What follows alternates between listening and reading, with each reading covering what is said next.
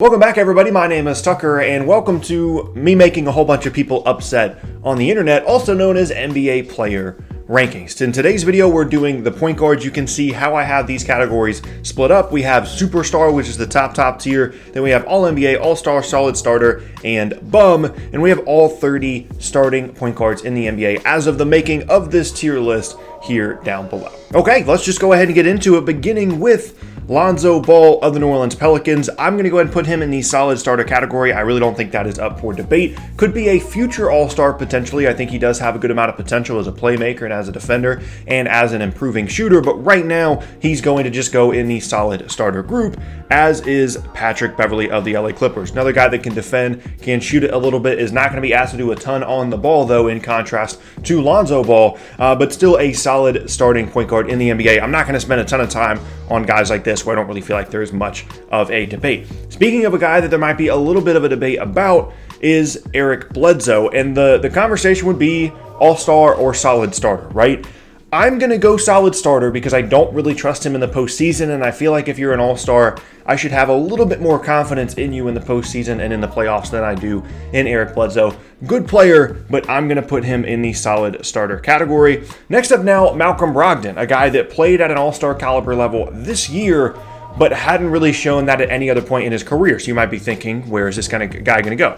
Well, I'm not going to overthink it. He's going to go in the all-star category. Malcolm Brogdon had a really good season and continues to improve as a really good, on-ball creator, pick-and-roll type guy that can do a lot of different things for you offensively, and he's the best player in this group to this point that we have covered. Moving on now to Mike Conley, and this is a really difficult one because the 2020 version of Mike Conley is honestly a bum. Like, I don't want to be too mean to this guy, but since he's come to Utah, he has not been very good at all, and I would even argue that he hasn't even been in the solid starter category. But given how good the rest of his career has been up to this point before he got to Utah, I'm going to give him the benefit of the doubt and put him still in the solid starter category, but he is very close to being, unfortunately, in the bum category.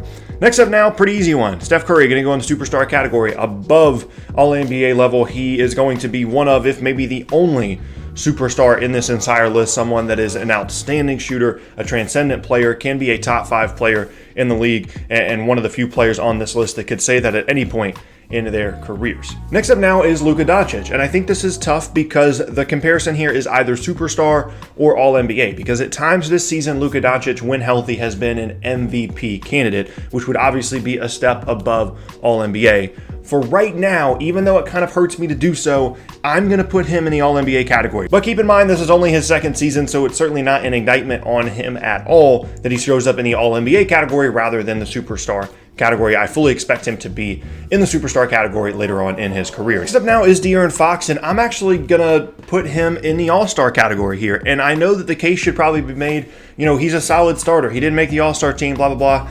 But it's really tough to make an all-star team in the guard spots in the Western Conference. If he was in the East, I feel like he would have contended for an all-star spot in the East this past season, and I think he's just that good. I think he's better than any of the other players below him in that solid starter category, and so I'm going to go ahead and put De'Aaron Fox in the all-star club. Maybe that's a little bit of me overrating him, but that's where I feel like he belongs. Moving on now to Markelle Fultz, and this is a tough one because I considered putting another tier in between solid starter and bum for this exact reason. I don't think that Markelle Fultz is quite a solid starting point guard, but I don't think that he's necessarily a bum either. But if that's the only tier below solid starter, then that's where I'm going to put him for now. Relax. This is the part where everybody's going to get mad, but it's fine because he's going to have someone to join him, and it's Darius Garland. Didn't have a great rookie season, struggled with efficiency, struggled with turnovers. I think that he can still be a good player in the NBA, but as a rookie was not a solid starter by definition, so he is going to go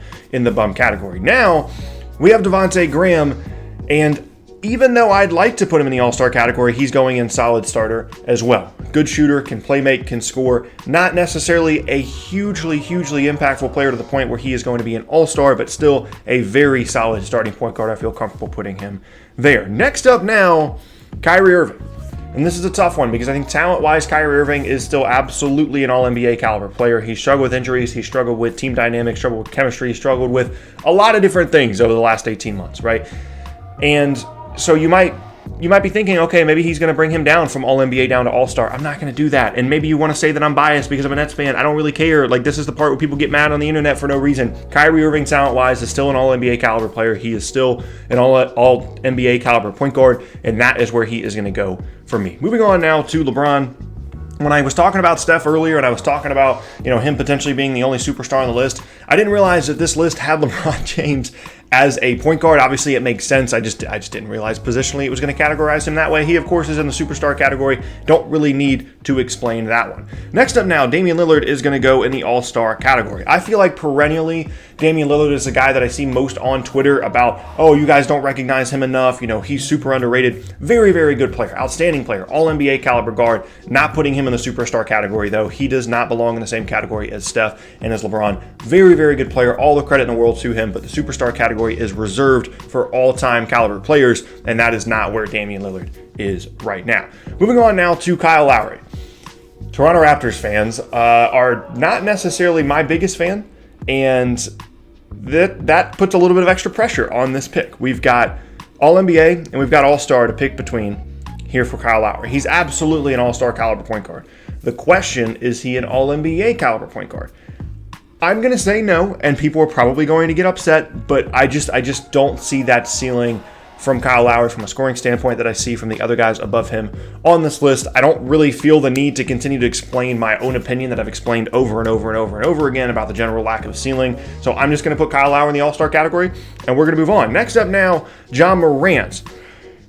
This is a tough one because I feel like this was a guy that was in All-Star contention, but again, being in the Western Conference, it's tough to really, break into that All-Star group with the guards. And I want to put him in the All-Star category because I think based on the other players that are there, I feel like that's where he belongs. But I don't want to get too ahead of myself off of what was a really, really good rookie season. I'm going to put him in solid starter. I don't love it, but I kind of feel like that's where he has to go right now. Moving on now to Dejounte Murray, another guy that I'm going to go ahead and put in the solid starter category. Someone that's going to have to continue to improve long-term to really be worth the contract that he signed. It can be a really good defender, can be a really good playmaker, and so he is going to go in the solid starter.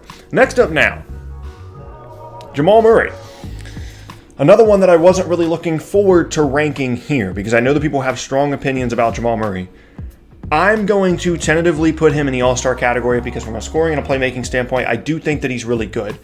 I don't know. I have a lot of different thoughts about Jamal Murray, and if I keep talking about him, I'm going to keep flip-flopping between All-Star and solid starter. I'm just going to leave him there. I feel like that's the category of player he belongs in when you look at the other guys that he is with in that list, so he is going to go there. Next up now, Kendrick Nunn is also going to be a solid starter. Not an All-Star caliber player, not a bum either. Good shooter, good scorer, can play make a little bit more of a scoring point guard though, and honestly, I don't really consider him that much of a point guard in the first place, but I'll still put him there. Next up now, Chris Paul. I'm putting Chris Paul in the All-NBA category. You can get mad at me if you want to, but I feel like that's where he belongs. He's had an outstanding season, continues to show that when healthy, despite his age, is one of the better point guards in the entire league, and I definitely think that he deserves to be in the All-NBA category here. Yes, here we go. A nice easy one. Elfrid Payton, bum. Moving on. Derrick Rose now, who, it's weird because he was in the six-man bracket video that I just did the other day, so is he a six-man? He's a starter. I'm going to go ahead and go with a solid starter here for Derrick Rose, pretty simple. Ricky Rubio, same thing, similar kind of deal. Guy that does a couple of things, pretty well as a solid player, but is not going to be at the all-star caliber level of some of the other guys above him. Next up now, D'Angelo Russell in a Warriors uniform, but obviously with the Timberwolves. I think that All-Star is definitely his floor, and that's where I'm going to put him. I don't think he's an All-NBA caliber player. He doesn't do very much for you defensively, isn't the most efficient offensive player in terms of the areas of the floor that he typically scores from. Obviously, he's still young, can continue to improve, and I'm interested to see what can happen there in Minnesota between him and Karl-Anthony Towns, but that is about as far as it goes for me with D'Lo. Is I'm interested in his situation. Next up now, Thomas Satoransky. I don't want to put this guy in a solid starter category. I really want to put him in the bum category because I feel like there's so many guys in solid starter. But I do think he's a good player, and fine, we'll just put him there. Next up now, Ben Simmons. I'm going to put him in the All-NBA category. And I understand that people are going to have issues with, oh, he can't shoot the ball, he can't do this, can't do that. Trust me, it's frustrating. I've ranted about it in multiple videos, but he does so many positive things that I don't want to take away from all the other things that he does well just because of his one very, very large flaw that hopefully at some point he does end up working on. I think that he's an all-NBA caliber player. Whether he makes an all-NBA team or not, I don't know, but that is where he is going to go. Next up now, Kemba Walker, also going to be in the all-NBA category because he's made multiple all-NBA teams a couple of times in his career. Pretty self-explanatory there. John Wall, really tough one here, because he hasn't been healthy in a while, and the last time he was really fully healthy, he made third-team All-NBA. However, I don't feel confident that that version of John Wall exists anymore post all these injuries, so I'm going to put him at All-Star. Still a good player, but this is kind of a until proven otherwise type thing. Russell Westbrook going to go in the All-NBA category, pretty simple. And now we get to what I would imagine is going to be a relatively controversial one, Trey Young. Where does this guy go? He made the All-Star team. Should he be in the solid starter category? Some people didn't think that he should have been an All-Star. Should he be in the All-NBA category? Some people think that he is that transformative of a player. I'm not one of those people. He's an all-star. He's a good player, but he has a lot of different holes in his game. I'm not convinced he helps your team win games, and I just need to see more out of him before I put him in the all-NBA category. So there you go. If any of these bother you, I mean, that's just how it is. It's going to be, controversial. These rankings are going to be subjective. Some people are going to like them, some aren't, but I'm just at the very least interested to hear what you guys have to say down in the comment section below. I'm obviously going to be doing these for every single position throughout the NBA, so if you would like to see more of these, then obviously let me know down in the comment section below. But like I said in the beginning, once again, my name is Tucker. If you missed any of my previous videos, then be sure to check out the boxes on screen. Thanks again, and I'll see you all next time.